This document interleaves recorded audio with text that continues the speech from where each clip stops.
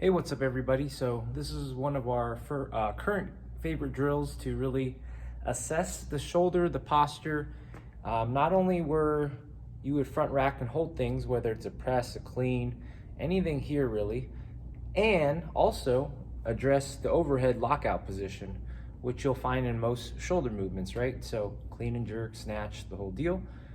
You can either use, our favorite is, we have a lot of med balls, so this is a 10-pound ball.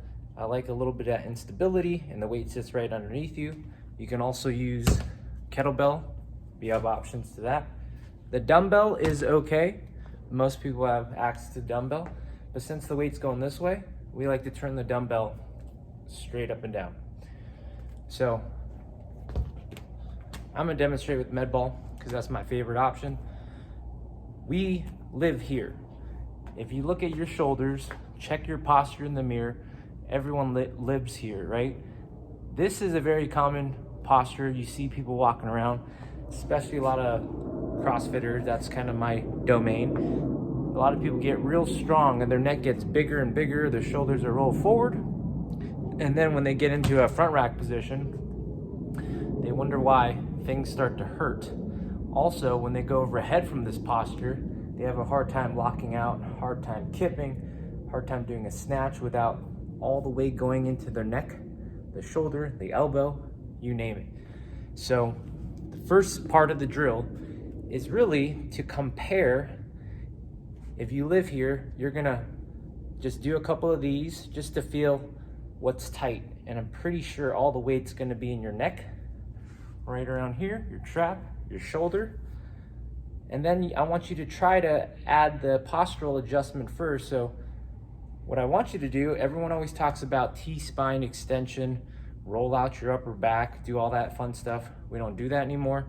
We want to understand how it actually works. So if your upper back is rounded, what's causing it?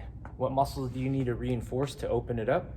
So if you look, if I live here and I just opened my spine up like this, which we see a lot of people just put the weight in their lower back.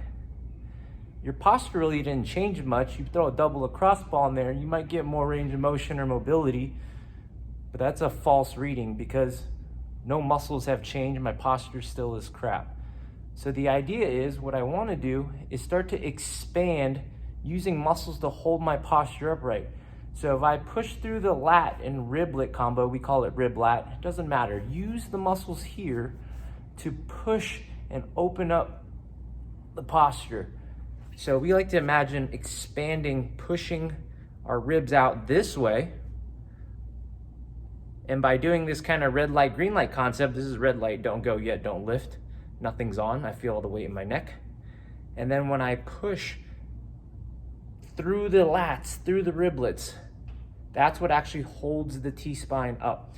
So the idea is, if this is what's gonna hold us up, we need to kind of reinforce it. So start there. I want you to play around with this where instead of just pinching your shoulder blades together and doing that where there's still no muscles on, everything's still off, you're just really putting a lot of the weight and tension into the wrong areas. So what we do is we control firing through here to open up the posture.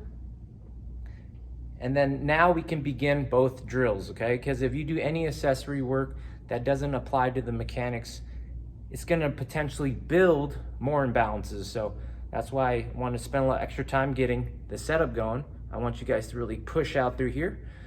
Just by doing that, now you're in better posture. You're ready to actually do the lift properly. So when you hold on to this med ball, dumbbell, or kettlebell, expand out first, okay? So the difference is I'm not just pulling my shoulders back like this, chest up, shoulders back and down. I'm activating all of this to pull my body into position. All right, now we can begin. So I'm gonna hold this med ball here, not down here collapsed. What I want you to test is when you drive up just a little, so you go from like nose level, when you push up a little, find your collarbone, okay? Directly underneath the collarbone, start to push into it. Feel that upper pec right underneath the collarbone. How much of a flex do you get? Most of the time you're gonna start with your strong side. So just feel that. compare that to the other side. Posture, firing these muscles. And then when you push up a little, see which one is missing. So that's step one. When we first started this drill, I started doing this and I was like, it's not great, but the right side had a little bit of tension. I felt like there's some thing there, like a little bit of fiber just holding it together. And then when I went to the left side, it's like I'm pushing into my shoulder blade. There's nothing there. And a lot of the times this is a good indicator, this shoulder's messed up, as in there's no upper pec. Then other muscles have to take over, like upper neck, elbow. That's where a lot of my snatching handstand push-up injuries were. Makes sense, right? So step one, use it as an assessment, because when most people hold the front rack, again, it's usually front delt and trap, right? No pec at all in this upper pec area. So if you think about a postural issue, this muscle is tiny. They're like baby fibers, they're short, and then it starts to pull your shoulders in. So the idea of doing these, like, I don't know, wall stretches, roll things out, roll everything to loosen up, you can't do a lot of stretches or any stretching to make this muscle stronger. So that is what we're trying to target for this drill. So grab on the med ball, posture up, and all you're trying to do is push up, maintaining that posture where your rib lats are on. When you push up, see if you're engaging this area right here, that upper pec. So not only is this burning, but because you're holding that posture up with these muscles, this area is burning and working with that rib lat combo. So you just do a ton of reps here, trying to get this area to fire, and then try to figure out the weakness. You might need lighter weight, you might need longer holds, but try to get this side or your weak side to catch up. So that's the front rack portion, because when we catch a weight, we don't want to just rely on shoulder and neck, because that's the foundation. If we start to squat here, that's bad news bears, right? If we press from here, that's also bad. So we want to get to the point where we're not relying on just these outside muscles. Nothing's happening here. I'm trying to catch it. This is on, upper pec is supported. So that's what that first drill is there for. Now, when you start off of this foundation, this is a great position to press off of, do a push press, do an Olympic lift. But when we start to lock out overhead, when we switch to a lockout, we're gonna focus on different areas that are gonna stabilize that shoulder. So when I go from the first drill, pec in this area, now I want you to assess overhead. So grab a dumbbell, a med ball. Don't think about it, just pick it up. See how you move naturally and just start pressing. After you do a couple press, hold the top. So this is how you normally would push something up, hold it all the way up, lock out the elbow. Right now, I feel all the tension in my neck and shoulder. I feel nothing going on really, it's just all right here. So you can try both sides. Just do a couple presses. Again, all neck, all shoulders, some elbow here, not great. So now we're taking the lockout of the overhead. Before we get there, because now we feel all the tension going here and here, apply that same postural concept where before I start, I'm gonna open up my posture, my T-spine, but I'm doing that by actively fighting through that rib lat combo. And then I'm trying to keep the tension here.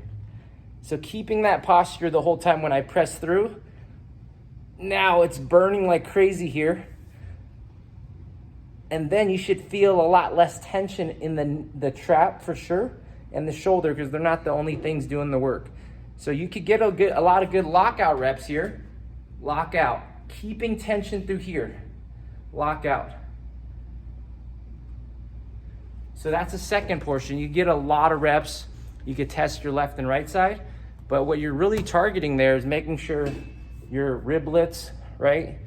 Your shark fins, your scales, or serratus, or your teres is actually doing the work with these guys. So that's the two different parts. You guys I like to grab a 10-pound ball and just get a good amount of volume, because the shoulders, I'm just trying to rebuild the mechanics. I don't need to go heavy. I do about like 20, 30 reps. Then I'll go get a 20-pound ball, 30-pound ball. That's as much as I need currently. And then I'll go overhead and do the lockouts focusing on the posture first. So remember, you don't have to remember all the muscles, things like that. You just see where you're starting from. If you're holding that dumbbell and all the weights here, probably not the best idea. You're trying to fix it to compare to get this guy and these guys to work. And then same with overhead. If I punched up, it's all in my neck and shoulder.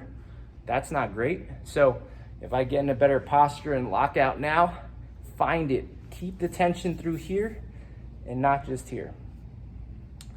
Try it out, and if you guys have any questions, let me know.